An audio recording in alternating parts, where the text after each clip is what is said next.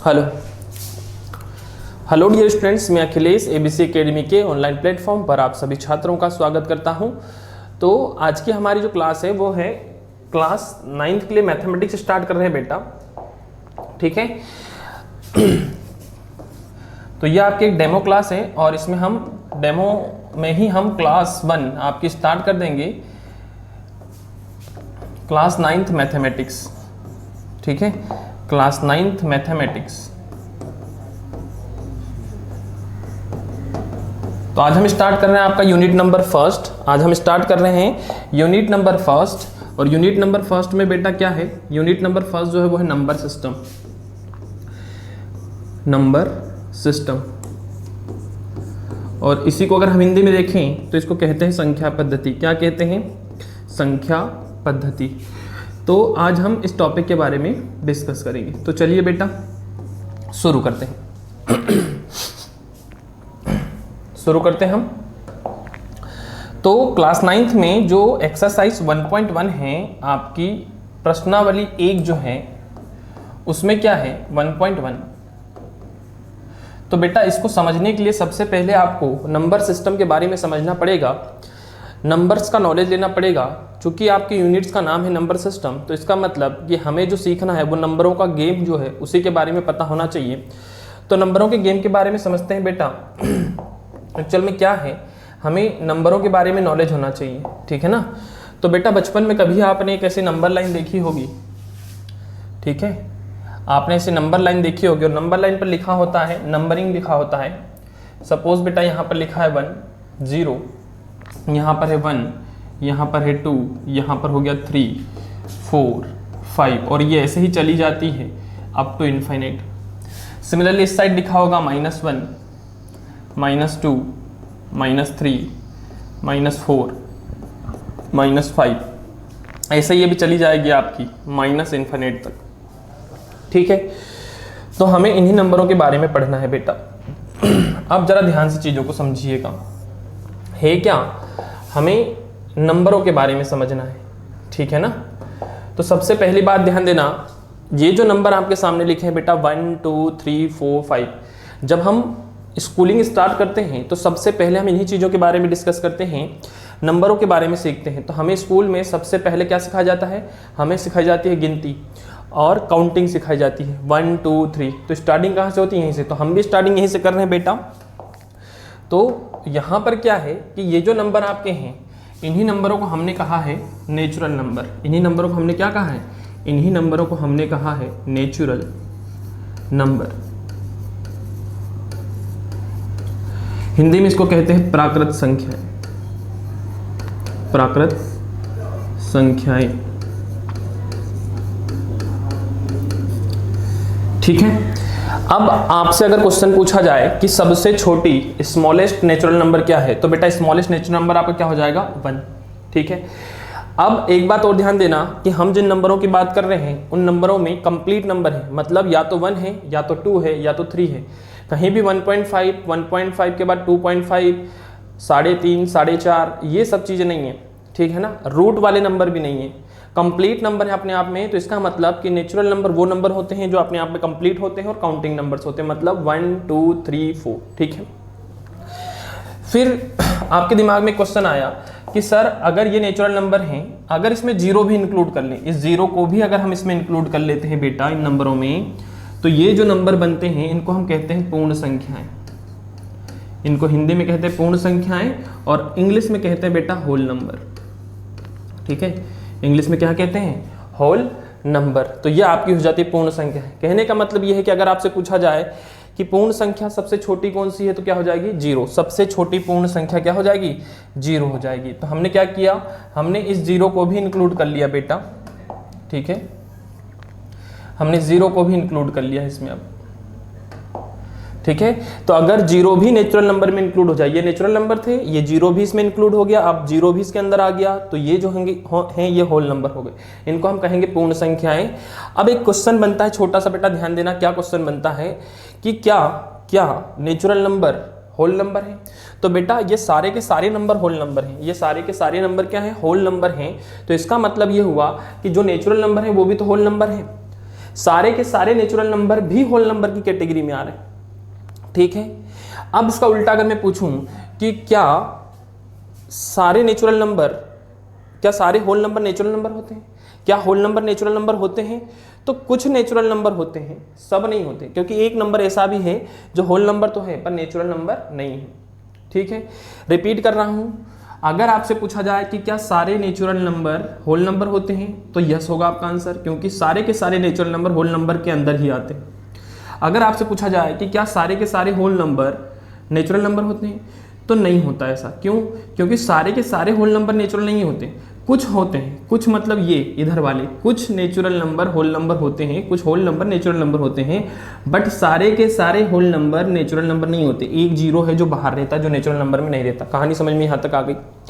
अब आपका कहना यह है बेटा कि सर इनके बारे में समझ लिया, इसके बारे में समझ लिया, इनका क्या होगा, तो ध्यान समझिएगा, ये जो नंबर है बेटा, ये सारे के सारे number minus infinite to minus infinite से लेके प्लस इन्फिनिट, ये सारे नंबर, ठीक है, माइनस इन्फिनिट से लेके प्लस इन्फिनिट तक के जो सारे के सारे नंबर हैं, ये नंबर जो आपके होंगे, ये सारे के सारे जो नंबर हैं, ये नंबर कहलाएंगे इंटीजर। ये नंबर क्या कहलाएंगे? इंटीजर। ठीक है ना, इनको कहेंगे हम इंटीजर, और इंग्लिश में इनको कहते हैं पूर्णांक। ध्यान दे बच्चे, पूर्णांक और पूर्ण संख्याएं दोनों अलग बातें हैं। ठीक है, अब देखो क्वेश्चन क्या बनता है कि क्या सारे नेचुरल नंबर इंटीजर हैं, तो यस, क्योंकि ये सब इंटीजर में आते हैं, ये भी इंटीजर हैं, ये भी इंटीजर हैं, ये भी इंटीजर, सब इंटीजर है। देखो यहां से लेके वहां तक सारे के सारे क्या हैं? इंटीजर हैं। तो सारे नेचुरल नंबर इंटीजर हैं, सारे होल नंबर भी इंटीजर हैं।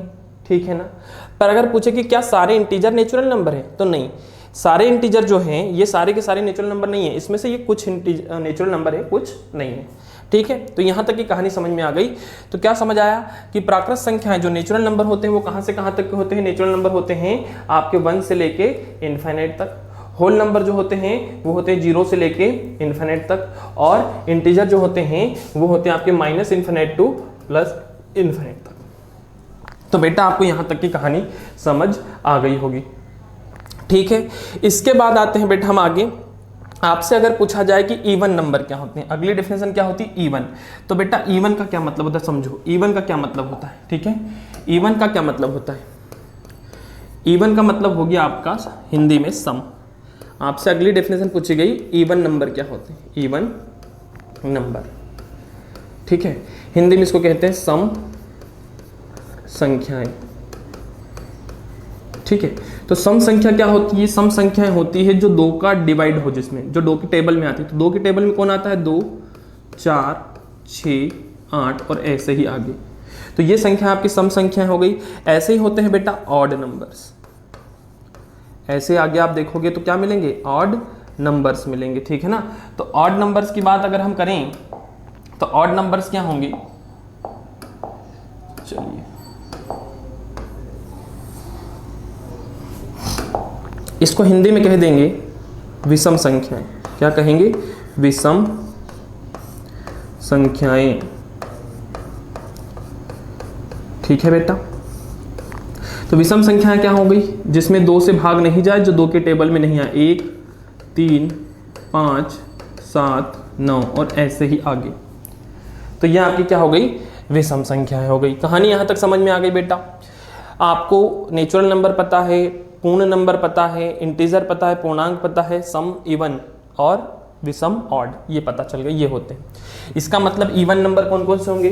2, 4 और आगे भी ऐसे। और आपके ऑड नंबर कौन कौन से हो जाएंगे?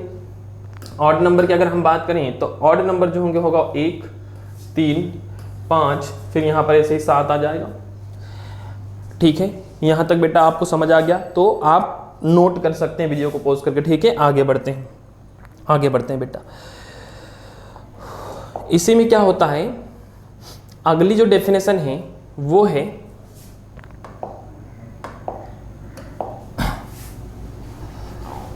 आपकी अभाज्य संख्याओं की। अभाज्य संख्याएं क्या होती है? तो अभाज्य को इंग्लिश में कहते हैं बेटा प्राइम नंबर।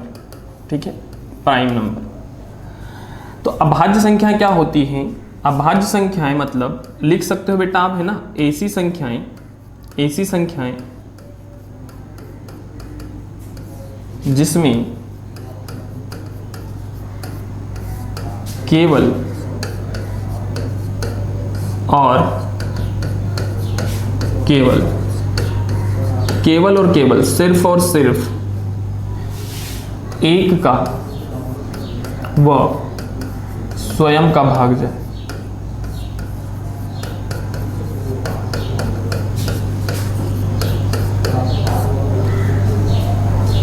अभाज्य संख्याएं होती है।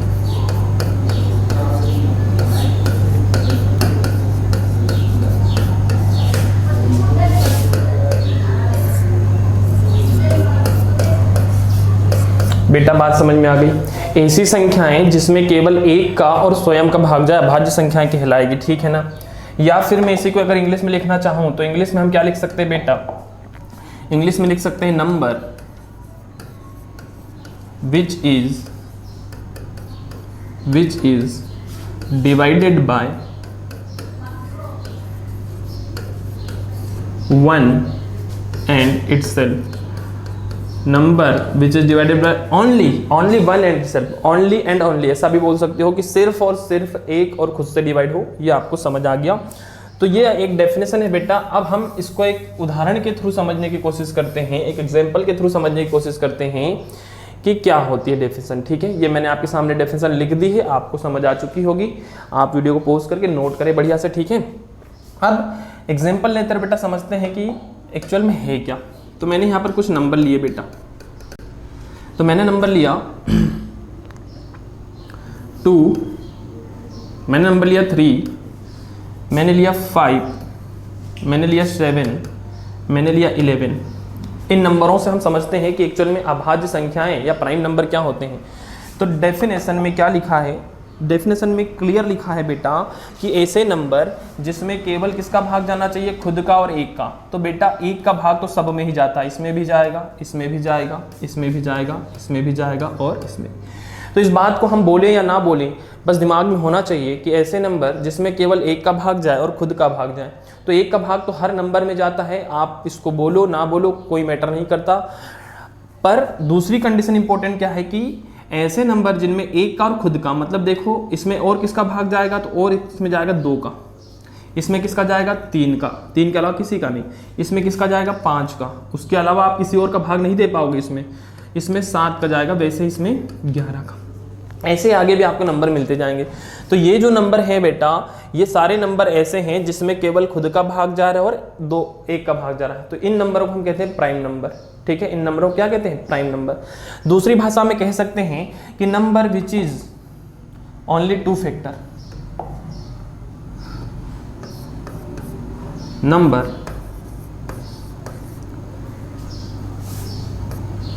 Which is only 2 factor. ऐसे नंबर जिसके केवल कितने? 2 फैक्टर, मतलब 2 टुकड़े हों, 2 गुणनखंड हों। 2 फैक्टर मतलब 2 टुकड़े, ठीक है। कौन कौन से हों वो 2 टुकड़े? That is 1 and itself, that is एक और स्वयं। बात समझ में आई बेटा? ऐसे नंबर जिसके केवल 2 ही टुकड़े हो, देखो 2 के 2 ही टुकड़े होते हैं, 1 और 2, मतलब इन दोनों से ही भाग जाता है। तो हम ऐसा कह सकते हैं कि ऐसे नंबर जिसके केवल और केवल 2 टुकड़े हों, ना 2 से कम ना 2 से ज़्यादा, केवल 2 ही टुकड़े हों, तो उनको हम अभाज्य कहेंगे। 2 ही टुकड़े होना चाहिए, रिपीट कर रहा हूँ, 2 से कम होगा तो भी अभाज्य नहीं है, 2 से ज़्यादा होगा तो भी नहीं है। हमने जितने भी नंबर लिखे हैं उन सब में 2 ही नंबर टुकड़े होने। देखो ये 2 टुकड़े, ये 2 टुकड़े, ये 2 टुकड़े, ये 2 टुकड़े, ये 2 टुकड़े। 2 टुकड़े मतलब कि ये 2 ही ऐसे नंबर हैं जो इनको डिवाइड करते हैं, ठीक है। तो हम इनको कहेंगे अभाज्य संख्या है, ठीक है ना। इसको हमने क्या कह दिया कि ये जो संख्या है ये क्या कहलाएगी? ये आपकी कहलाएगी अभाज्य संख्याएं।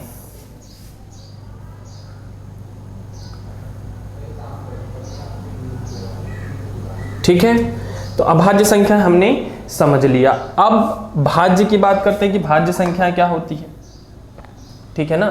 तो अगर हम भाज्य संख्याओं की बात करें बेटा, भाज्य संख्याएं, भाज्य मतलब कंपोजिट, अंग्रेजी में इसको कहते हैं कंपोजिट नंबर।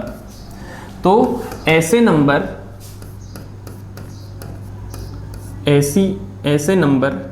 चलो ऐसे लिख देते हैं, जिनके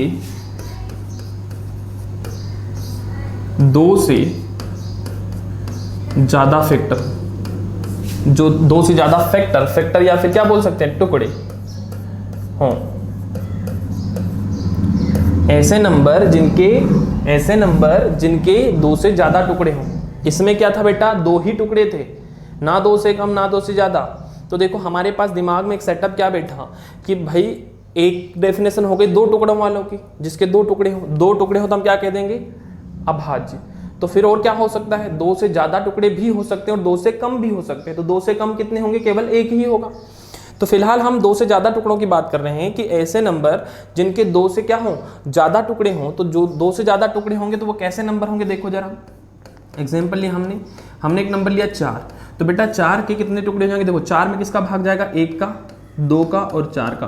तो देखो इस 4 के कितने फैक्टर हो रहे हैं, 4 के टोटल 3 टुकड़े हो रहे हैं, 3 फैक्टर हो रहे हैं। ऐसे हम बात करें 6 की, तो बेटा 6 में 2 का भाग जाएगा, 1 का भी जाएगा, है ना, 3 का भी जाएगा और 6 का भी जाएगा। तो इसके कितने टुकड़े हो गए, 4 टुकड़े हो रहे हैं। मतलब ये वो नंबर हैं जिनके 2 से ज़्यादा फैक्टर हो रहे हैं। ऐसे अगर हम 9 को ले बेटा, 9 को, तो 9 में 1 का भाग जाएगा, 3 का जाएगा, 9 का जाएगा। तो इसके भी कितने टुकड़े हो रहे हैं, 2 से ज़्यादा, 3 हो 4 हो 5 हो मैटर नहीं करता, पर 2 से ज़्यादा। तो ऐसे नंबर जिनके 2 से ज़्यादा फैक्टर हों, ठीक है, या फिर कह सकते हैं कि ऐसे नंबर जिनमें एक और खुद के अलावा भी भाग जाए, तो वो आपके कंपोजिट नंबर या भाज्य संख्या कहलाती हैं। अब आपके दिमाग में क्या आया कि अगर 2 टुकड़े हों तो क्या कहलाएंगे, अभाज्य, अगर 2 से ज़्यादा हो तो भाज्य। तो सर एक नंबर रहेगा हमारा कौन सा, 1। ये क्या है, तो बेटा ये 1 जो है ना तो इसकी परिभाषा में आ रहा है और ना ही ये 1 इसकी परिभाषा में आ रहा है। तो 1 जो है ना तो भाज्य ना ही अभाज्य है, इसको बेटा यवज संख्या कहते हैं। मैं यहाँ अलग लिख रहा हूँ बीच में, देखो ध्यान से, इसको क्या कहते हैं, यवज संख्या। एक नंबर जो है, एक नंबर को अगर आप देखो तो बेटा इसमें केवल 1 का ही भाग जाता है, मतलब इस 1 का टुकड़ा 1 ही होता है। हमने कहा कि 2 टुकड़े हों तो अभाज्य, 2 से ज़्यादा हों तो भाज्य, 1 टुकड़ा हो तो वो यवज होगी और 1 ही संख्या होगी और वो 1 होगा। कहानी समझ में आ गई, ठीक है। तो ये बात आपको समझ में आ गई कि सर एक नंबर ऐसा भी है और वो नंबर 1 है जो ना तो इस कैटेगरी में आता है ना ही इस कैटेगरी में आता है, ना तो वो भाज्य ना ही अभाज्य है, ठीक है बेटा। तो यहाँ तक का क्लियर हो गया। अब बढ़ते हैं आगे हम, तो आगे हम देखेंगे रेशनल नंबर, ठीक है ना। आगे हम बात देखते हैं रेशनल नंबर। चलो तो अब समझते हैं कि रेशनल नंबर क्या होते हैं, परिमेय संख्याएं। रेशनल नंबर हिंदी में इसको कहेंगे हम परिमेय संख्याएं, ठीक है। तो ये क्या होता है समझो जरा इसको, ऐसे नंबर जिनको हम P/Q के फॉर्म में लिख सकते हैं। बेटा डायरेक्ट शॉर्ट में लिख रहा हूँ, डेफिनेशन आपको PDF फॉर्म में मिल जाएगी।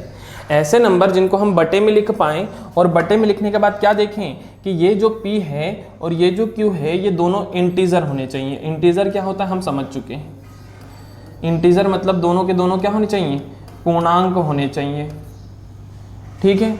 और एक बात क्या है बेटा कि ये जो Q है ये Q कभी भी 0 नहीं होना चाहिए, ठीक है। तो ये मैंने शॉर्ट में लिख दिया, ये Q कभी भी 0 नहीं होना चाहिए। तो रेशनल नंबर क्या होंगे, ऐसे नंबर जिनको हम P/Q के फॉर्म में लिख सकते हैं, वो लिखे हो नहीं हो मैटर नहीं करता, पर ऐसे नंबर जिनको हम सॉल्व करके लिख पाएँ तो वो आपकी परिमेय संख्याएं होगी और ये बटे में कभी 0 नहीं होना चाहिए।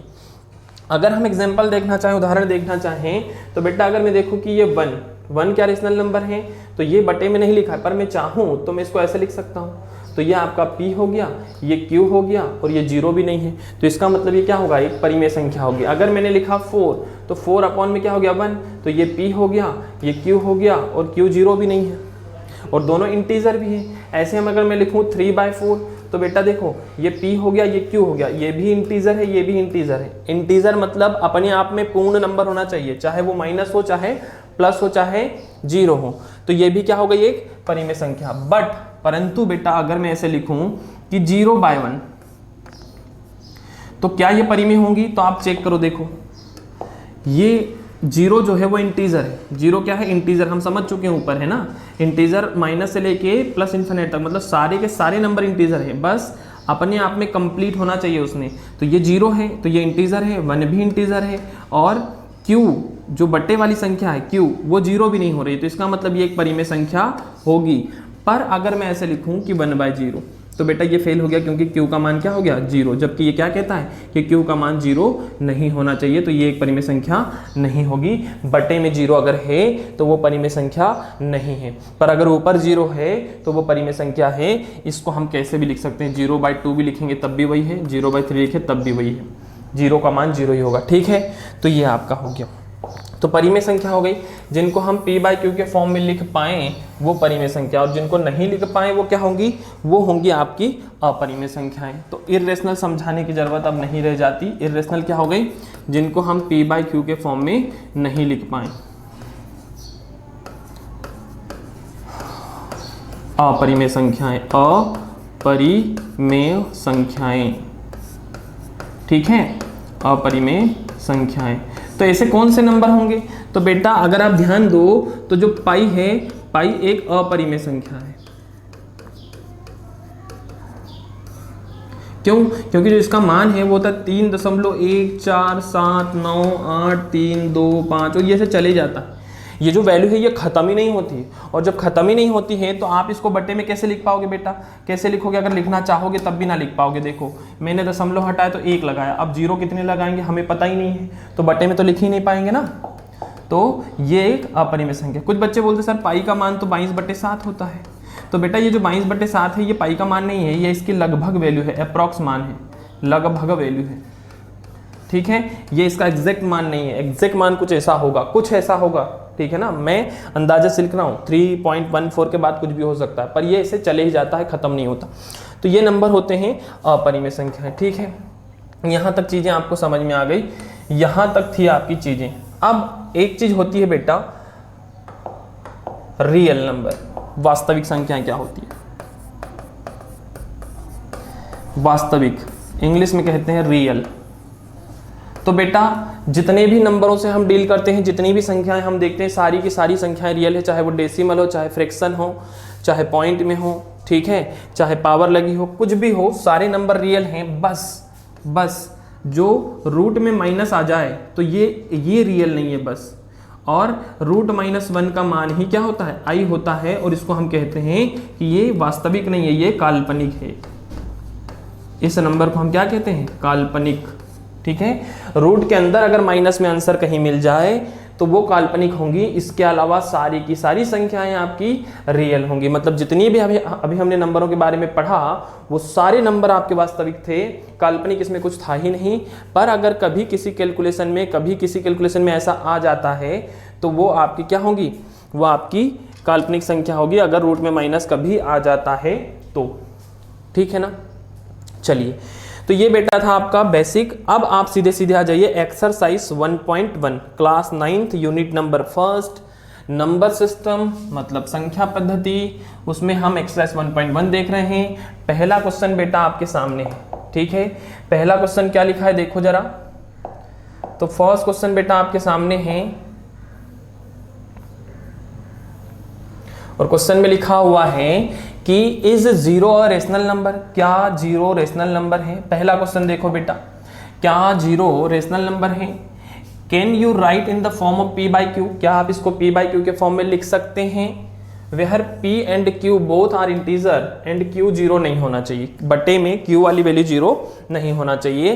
तो बेटा थोड़ी देर पहले ही मैंने आपको समझाया, मैंने क्या समझाया कि 0 जो होता है वो एक परिमेय संख्या होती है, और उसको हम कैसे लिख सकते हैं? 0/1 भी लिख सकते हैं, 0/2 भी लिख सकते हैं, 0/3 भी लिख सकते हैं, जो चाहे लिख सकते हैं। अब ध्यान देने लायक बात क्या है, इसने यही पूछा है कि क्या 0 परिमेय संख्या है? तो बेटा 0 जो है उसके बट्टे में हमने 1 लगा लिया, 1 लगाने में कोई प्रॉब्लम ही नहीं है। अब हमने चेक किया कि p का मान कितना आ गया बेटा 0, q का मान कितना आ गया 1, तो जो 0 है p और q ये दोनों क्या हैं, 0 और 1 दोनों इंटीजर हैं, क्योंकि बेटा इंटीजर क्या होता है, देखो इंटीजर क्या होता है हमने पहले ही समझा। इंटीजर किसे कहते हैं, ध्यान दो, देखो इंटीजर का मतलब होता है बेटा ये सारे के सारे नंबर यहाँ से लेके यहाँ तक सारे नंबर इंटीजर हैं। तो इसका मतलब कि 0 भी इंटीजर हैं, आपका जो 0 था वो 0 भी इंटीजर हैं और 1 भी इंटीजर हैं। जब दोनों के दोनों नंबर इंटीजर हैं तो हम कह सकते हैं बेटा कि दोनों नंबर इंटीजर हैं, ये भी इंटीजर हैं और ये भी इंटीजर है। और q का मान उसने कहा है 0 नहीं होना चाहिए, तो देखो जरा q का मान तो 1 है, 0 नहीं है। इसका मतलब कि हाँ 0 भी एक परिमेय संख्या होती है। तो आपका आंसर ये हो गया बेटा, आप लिख सकते हो yes 0 is a rational number. क्यों है, क्योंकि हमने उसको बटे में लिखा और हम लिख पाए, और अगर हम लिख पाए तो वो परिमेय संख्या होती है। It can be written as 0/1, 0/2, 0/3, 0/4 etc आप लिख सकते हो in the form of p/q where p and q integers हैं, मैंने आपको बता दिया, और q जो है वो 0 नहीं है। आगे बात समझ में, तो आप नोट कर सकते हो। चलिए बेटा बढ़ते हैं क्वेश्चन नंबर 2 की तरफ। क्वेश्चन नंबर 2 देखो क्या लिखा है बेटा, तो क्वेश्चन नंबर 2 आपके सामने है। चलिए ये रहा आपका क्वेश्चन नंबर 2। तो क्वेश्चन नंबर 2 में क्या लिखा कि फाइंड 6 रेशनल नंबर। हमें 6 रेशनल नंबर फाइंड करना है, और किसके बीच में, 3 और 4 के बीच में, 3 और 4 के बीच में रेशनल मतलब परिमेय मतलब बटे वाली संख्याएं निकालनी हमें। 3 और 4 के बीच में बटे वाली संख्याएं निकालनी है। तो बेटा 3 और 4 के बीच में बटे वाली संख्याएं कितनी होती हैं, या आप समझो 3 और 4 के बीच में कितनी अपॉन वाली संख्याएं होती हैं।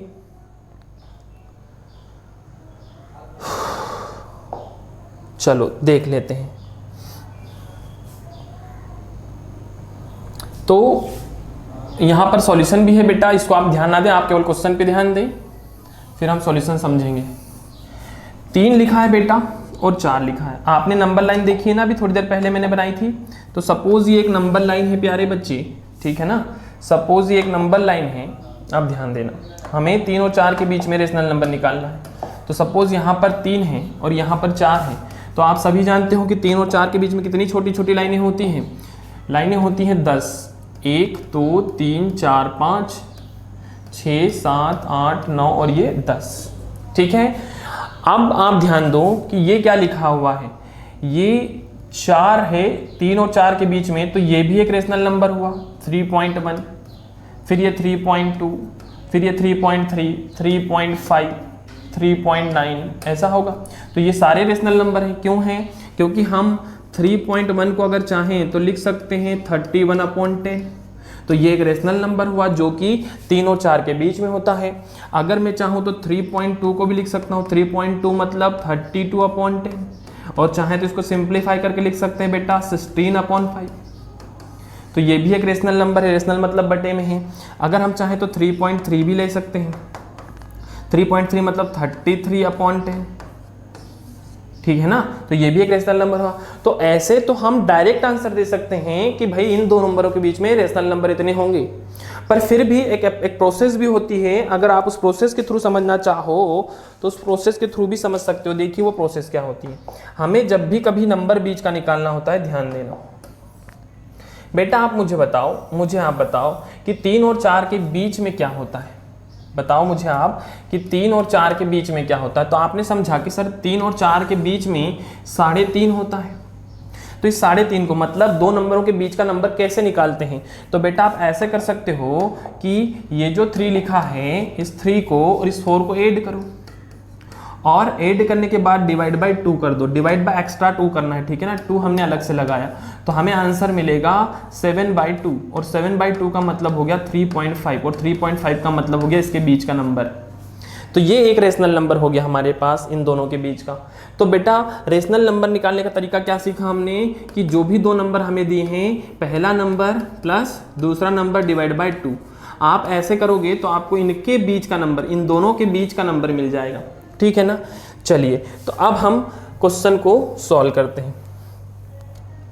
देखो हमारे पास दो नंबर है बेटा, 3 और 4, ठीक है। हमारे पास दो नंबर है, मान लो यहाँ पर 3 है और यहाँ पर 4 है। हमें इनके बीच का नंबर चाहिए। तो मैंने क्या किया, इन दोनों को ऐड किया। पहला रेशनल नंबर निकाला मैंने, ठीक है। फर्स्ट रेशनल नंबर को मैंने x1 नाम दे दिया। दे क्या, हमने बोला कि पहला रेशनल नंबर जो है वो x1 है, x1 का मान निकालना है। तो कितना हो जाएगा 3 + 4 / 2, दैट इज 7/2। इन दोनों के बीच में एक नंबर मिला हमें 7/2, ठीक है बेटा। इन दोनों के बीच में हमें एक नंबर मिला 7/2, ठीक है ना। इन दोनों के बीच में हमें एक नंबर मिला 7/2, ठीक है। फिर हमने समझा, अब ये 7/2 आ गया। देखो अब दोबारा इनको अगर ऐड करोगे तो यही आएगा।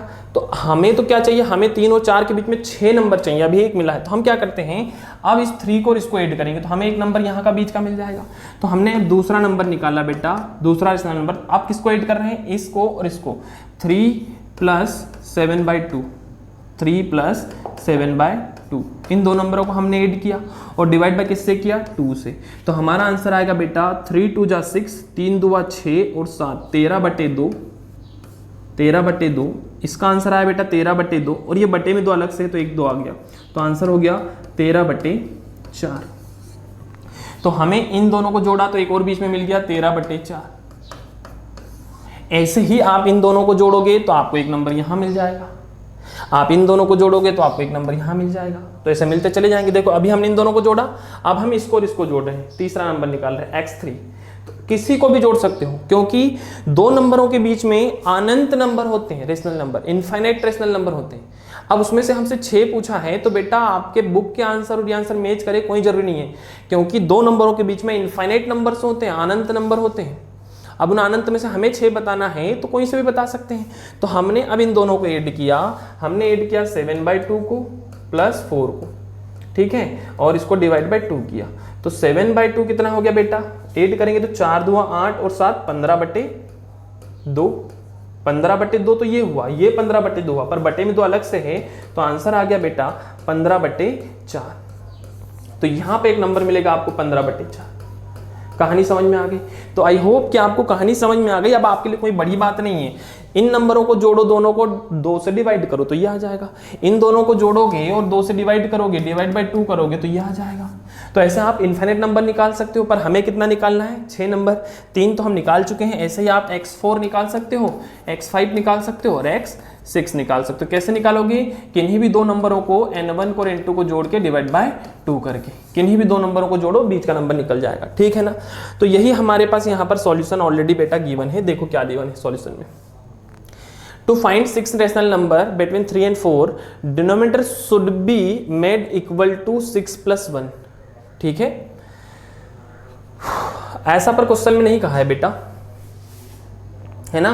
डिनोमिनेटर कितना होना चाहिए कोई जरूरी नहीं है, इसने कहा है therefore, कितने भी नंबर निकाल सकते हो। therefore 3 क्या किया है, डिनोमिनेटर उसने 7 रखा है, तो 3 में 7 से मल्टीप्लाई किया, अपॉन में 7 आ गया, फिर यहां पर कर लिया। तो आपके ये जो आंसर है ये भी सही है, 21/7 भी इन्हीं दोनों के बीच में होगा, ठीक है ना। तो ऐसे आप कितने भी नंबर निकाल सकते हो, कितने भी, ठीक है ना। चलिए तो आगे बढ़ते हैं बेटा। ये थोड़ा सा आसान हो जाएगा सॉल्यूशन आपके लिए। क्या करना है, आपको दो नंबरों के बीच में रेशनल नंबर निकालना है। तो आपके पास 3 और 7 दिया है, ठीक है ना। 7 डिनोमिनेटर रखोगे तो आपको दिक्कत नहीं आएगी।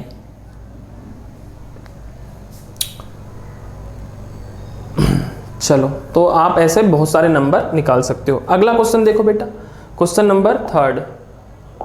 चलो क्वेश्चन नंबर 3 की हम बात करें अगर, तो क्वेश्चन नंबर 3 देखो क्या है बेटा। चलिए क्वेश्चन नंबर 3 ये आपके पास रहा। फिर से वही बात आ गई बेटा, हमसे पूछा है find 5 rational number between 3/5 and 4/5। 5 rational number निकालना है इस बार। सेम क्वेश्चन है, हमें 5 नंबर चाहिए इन दोनों के बीच के, ठीक है ना। तो कैसे निकालेंगे, हम समझ चुके हैं सारी चीजें। हमें 5 नंबर चाहिए, तो हमें कैसे निकालना है समझो जरा। कुछ नहीं, वही चीज जो हम अभी किए हैं बेटा। इन दोनों नंबरों को ऐड किया, जो भी नंबर हमारे पास थे इनको ऐड किया, डिवाइड बाय 2 किया, तो आपको एक नंबर मिल गया x1। फिर इस 7/10 को ऐड किया 4/5 से, ये जो नया नंबर आया था उसको ऐड कर लिया, तो आपको मिल गया ये। तो ऐसे ही आप नेक्स्ट नंबर सारे निकाल सकते हो किन्हीं भी दो नंबरों के बीच में। देखो क्या किया है, हमारे पास दो नंबर है, तो 3/5 है बेटा, और एक हमारे पास है 4/5। जब हमने इन दोनों को जोड़ा और डिवाइड बाय 2 किया तो हमें मिला 7/10, मतलब इनके बीच में। फिर क्या क्या दूसरी स्टेप में इन दोनों को ऐड करेंगे, 7/10 को और 4/5 को, इन दोनों को। तो इन दोनों को ऐड किया तो हमें एक और बीच का नंबर मिल गया, यहाँ का कितना मिल गया बेटा, 15/10 दैट इज 3/2, ठीक है ना, 15/10। तो ऐसे आप सारे नंबर प्लस करके डिवाइड बाय 2 करके निकाल लोगे। तो ये हो गया आपका क्वेश्चन नंबर 3। लास्ट क्वेश्चन बेटा एक्सरसाइज का लास्ट क्वेश्चन क्या है, देखो जरा।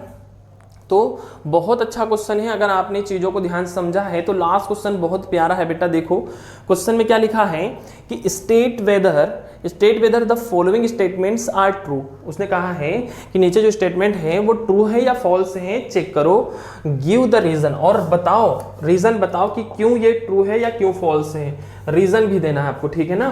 तो यहाँ पर पहला स्टेटमेंट पढ़ो बेटा, क्या लिखा है, एवरी नेचुरल नंबर, प्रत्येक प्राकृत संख्या, मतलब क्या कह रहा है वो, पहले स्टेटमेंट को समझो। प्रत्येक प्राकृत संख्या, प्राकृत मतलब कहाँ से होती है बेटा, प्राकृत होती है आपकी 1 से, यहाँ से 1 2 3 4 ऐसी चली जाएगी। तो कह रहा है कि ये सारी प्राकृत संख्याएं जो हैं, प्रत्येक नेचुरल नंबर जो हैं ये, ठीक है, इसके बारे में बोल रहा है। इज होल नंबर, क्या ये सारे नंबर होल नंबर है, तो हाँ, क्यों, क्योंकि होल नंबर तो बेटा ये सब होते हैं, ये सब होते हैं, ये तो है ही, ये भी होता तो भी होल नंबर है। तो सारी की सारी नेचुरल नंबर क्या होते हैं, होल नंबर, ये चीज हम समझ चुके हैं। तो ये जो आपका हो गया ट्रू हो गया। क्यों ट्रू हो गया, रीजन क्या बताओगे, क्योंकि जो होल नंबर होते हैं तो होल नंबर में 0 भी होता है और नेचुरल नंबर भी होते हैं। तो सारे के सारे नेचुरल नंबर भी क्या होते हैं, होल नंबर होते हैं, 0 एक्स्ट्रा होता है। आगे बात समझ में। दूसरा क्वेश्चन देखो बेटा, दूसरा क्या लिखा हुआ है,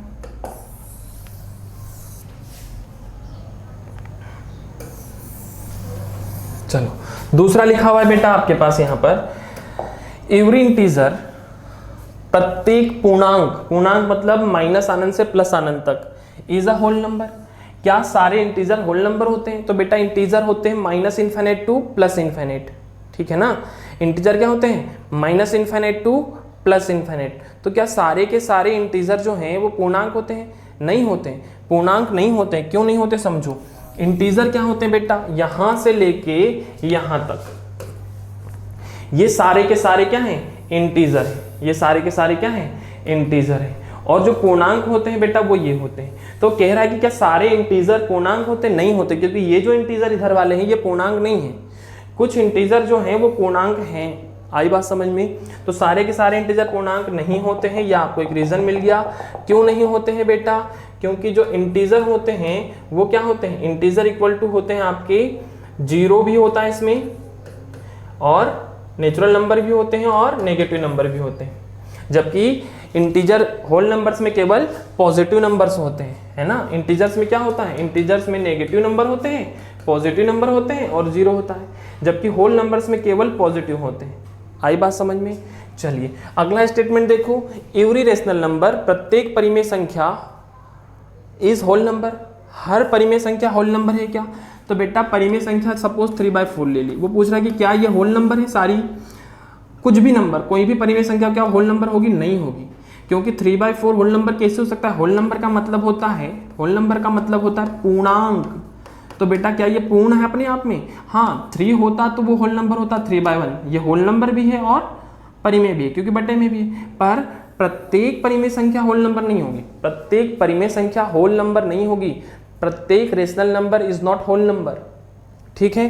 तो ये था आपका बेटा, आप चाहो तो क्वेश्चन नंबर 4 का सॉल्यूशन नोट कर सकते हो, ठीक है ना, सॉल्यूशन नोट कर सकते हो। चलिए आपको सॉल्यूशन दे देते हैं, तो ये आप नोट कर लें, क्वेश्चन आपने नोट कर लिया होगा, क्वेश्चन नंबर 4 और इसका ये रहा सॉल्यूशन। तो बेटा आप चाहो तो ये सॉल्यूशन नोट कर सकते हो, सारी चीज़ें मैंने समझा दी आपको बेहतर तरीके से, आप इसको नोट कर लें, ठीक है। चलो क्या लिखा है, ट्रू, पहला सेंटेंस क्या था, ट्रू था हमारा, है ना, पहला सेंटेंस हमारा ट्रू था। Since the collection of whole numbers contain all the natural number, whole numbers में सारे नेचुरल नंबर होते हैं इसलिए वो ट्रू है। तो ये आप नोट करें, पढ़ लें, अच्छे से समझ लें, कोई दिक्कत नहीं, मैंने आपको बेहतर समझा दिया है। तो ये बेटा आपका 1.1 कंप्लीट, नेक्स्ट क्लास में हम पढ़ेंगे 1.2, ठीक है, नेक्स्ट क्लास में हम पढ़ेंगे 1.2। तो चलिए प्यारे बच्चों, मिलते हैं अपनी अगली क्लास में। बहुत बहुत धन्यवाद आपका जो आपने मुझे इतनी देर झेला। ठीक है बेटा।